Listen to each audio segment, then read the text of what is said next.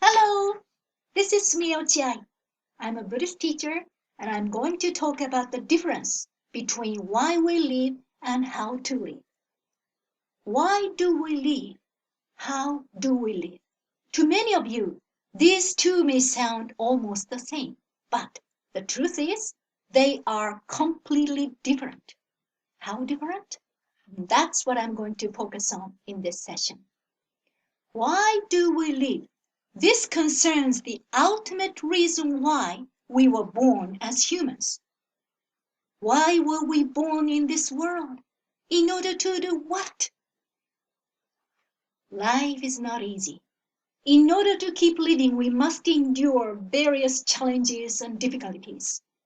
Why is it that we must keep living no matter how painful life is? This is the issue of why we live. On the other hand, how to live is concerned with how to get over the hardships of life and find pleasure in living. Let me talk first about this in order to clarify the difference between the two. There is a popular song lyric like this. Over this mountain, happiness lies waiting. Clinging to that hope, I kept crossing mountain after mountain. Mountains refer to various challenges and difficulties in life. In hopes of attaining happiness, we climb up the mountain in front of us, only to find a still steeper mountain waiting on the other side. We all have various kinds of mountains that we need to tackle in life, right? Sickness, a sudden accident, the death of a loved one, conflicts at home and at work, sudden layoffs, heavy debt, a natural disaster. Why is this happening to me? How many times have you heard those words? But every time we face life challenges, we pull ourselves together and think, well, if I just get over this big mountain in front of me, then things will be fine. I'll be happy. Clinging to this hope, you keep climbing until you reach the peak of the mountain. When you finally reach it, you will feel relieved, but only for a while. Before you know it, another mountain will show up in front of you.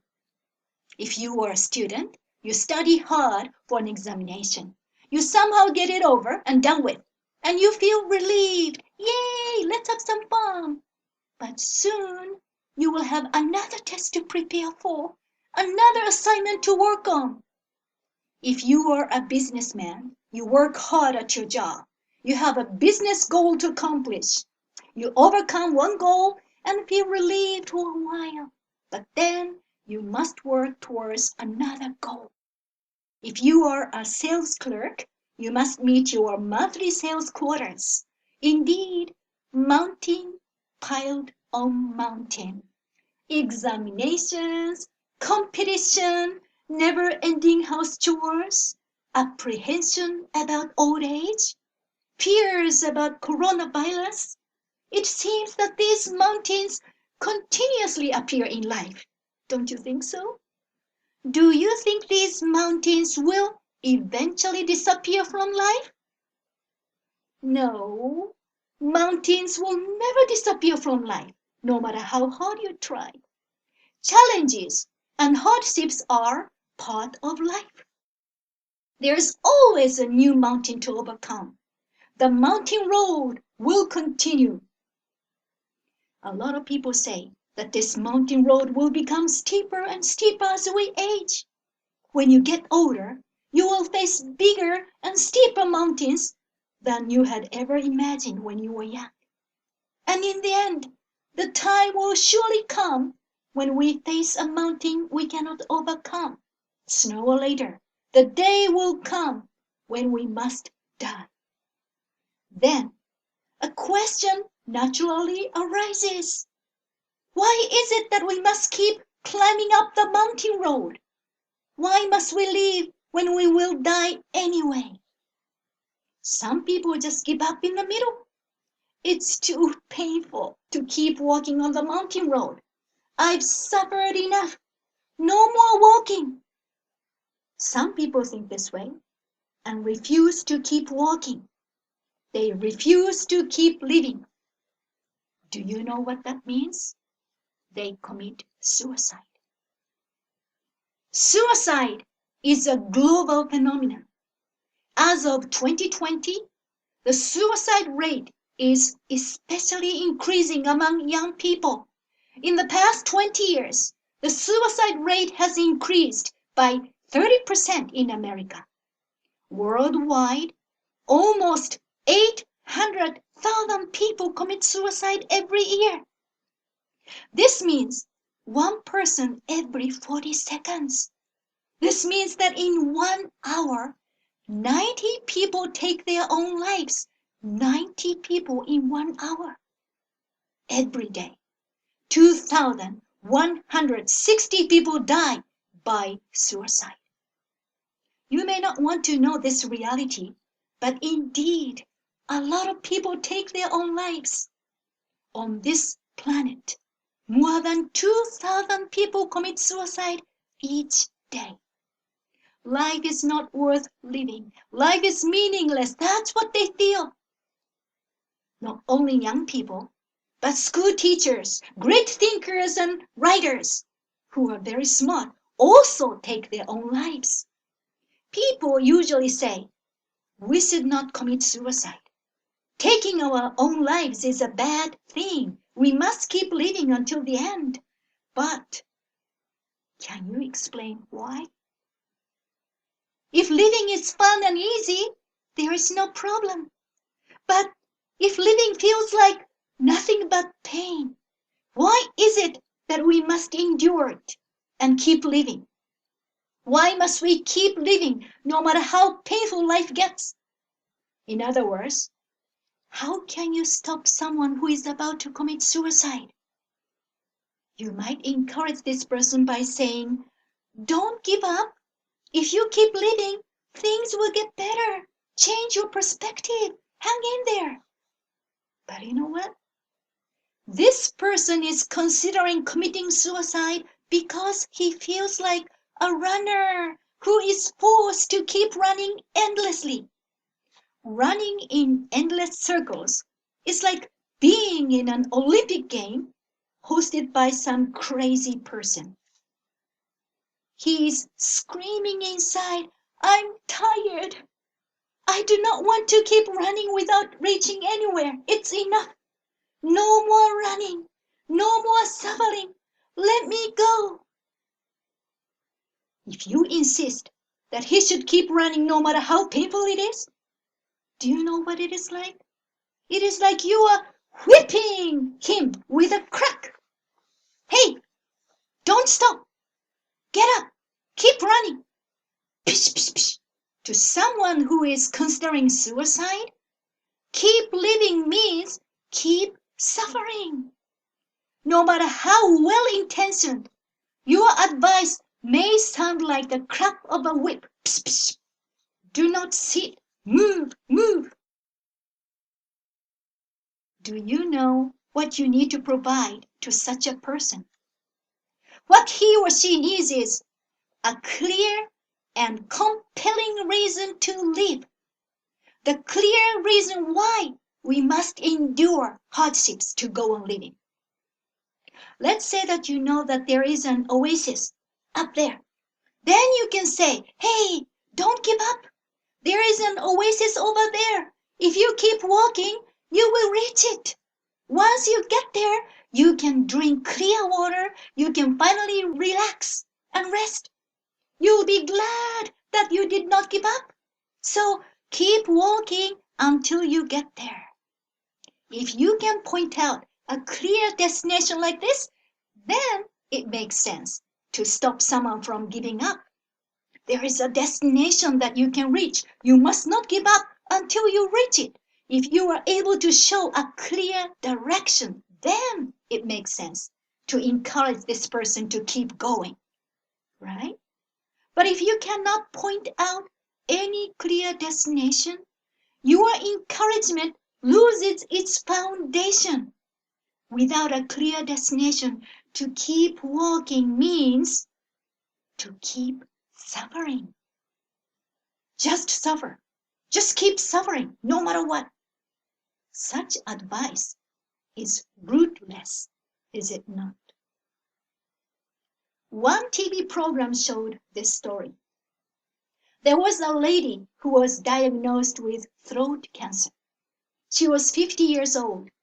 It was not treatable in Japan, so she needed to go to the United States to get surgery. She moved to the United States and continued to get treatment. After a long battle with cancer, she passed away when she was 65 years old. Her 15-year battle with cancer was really harsh. She was hooked up to so many wires and tubes, they looked like spaghetti. Because of the side effects of the anti-cancer drug like chemo, radiation, and all that, she went through a hard time mentally, physically, and financially. She needed a lot of financial support from her children, and that made her suffer too. She did not want to be a burden, but she had no choice. Her grandchildren said, "Grandma, you smell." Eventually, they began to stay away from her. She was alone, and she suffered alone. When she finally passed away at the age of 65, she said to her attending doctor, "Doctor, my 15-year battle was nothing but pain. I wish I had died when I was diagnosed with cancer." With these words, she passed away. If you had been her attending doctor, how would you have received her last words? What she meant was this: "I wish I had not gone through any treatment at all. I wish I had died at 50. For her doctor, it must have been such a shocking statement to hear. He must have thought, "What have I been doing? Did I extend her life only to extend her suffering? What was the meaning of all that effort?" It must have been a tough moment for the doctor. The role of medicine is to extend people's lives as long as possible, even 1 minute longer. In the metaphor of mountain climbing, the cancer patient was about to collapse at 50 kilometers. That means at the age of 50, she was diagnosed with cancer. But thanks to medical treatment, her life was extended for another 15 years. Medical science helped her to keep walking until she reached 65 kilometers. Her doctor did his job. He extended her life for 15 years. But when it came to the issue of what she was supposed to do with her extended life, medicine did not have the answer. No matter how many medical books you read, you cannot find the answer. Politics, economics, science, the arts, ethics, and law, all human endeavors help us keep walking the mountain road in more comfort. You complain, "This mountain road is too rough. It's got too many stones and obstacles. It's hard to walk here. Do something about it." That's where politics and economics come in. "Okay, then, let's pave the road to make it smooth." They create a better road so that you can walk in comfort. Thanks to politics and economics, now you can keep walking smoothly. What about science and technology? What do they do for you? They provide you with better shoes so that you can keep walking in comfort. Hey, these shoes are very light and strong. If you put these shoes on, you will get less tired and you can walk for a long time. In this way, science and technology provide us with new shoes, one after another, so that we can keep walking comfortably. In order to keep going, we need some relief and entertainment from time to time. That's where music, art, and sports come in. It's nice to listen to some good music while walking, right? Nice music will brighten your mood as you walk. In this way, politics, economics, science, technology, and music all exist in order to help us keep walking in more comfort. Thanks to the development of these fields, we are now able to live a longer and more comfortable life. Doing the laundry used to be back-breaking labor. But today, all it takes is the push of a button. Compared to olden times, things are far more convenient, right? iPhones, Facebook, Line, Skype, YouTube, these tools have made our lives very convenient. We are blessed with more abundant circumstances than ever before. But does that mean that we no longer suffer? Can you say that modern people are much, much happier than people who did not have any computers? The fact of the matter is, human life is still a succession of suffering. Life is suffering. Sakyamuni Buddha declared this 2600 years ago. This statement of Buddha remains true in all times and places. Wherever we go, whatever we do, we human beings cannot be free from suffering. The question is, why must we keep living no matter how painful life is? Why must we live when we will die anyway? Why walk? Why live? In order to do what? When it comes to why, there is no answer in these fields. Medical science helps us walk longer by extending our lives. Politics and economics help us walk in more comfort. Music and sports give us energy to keep walking. They all help you to overcome the hardships of life and find pleasure in life. They provide you with the tools to help you overcome hardships. They can surely help you to survive, but they cannot provide you with a direction. Thanks to the development of science and technology, our lifestyle has drastically advanced, but human suffering remains the same. No matter how much science progresses, it does not change the fact that we all die. Why must we endure suffering when we will die anyway? What is the point of living? For what reason must we keep living? This is the issue of why do we live? How we live is a matter of surviving. Why we live is the reason why we keep striving to survive. How to live is fundamentally different from why we live. Of course, how to live is important, but the issue of why we live is far more important than anything else.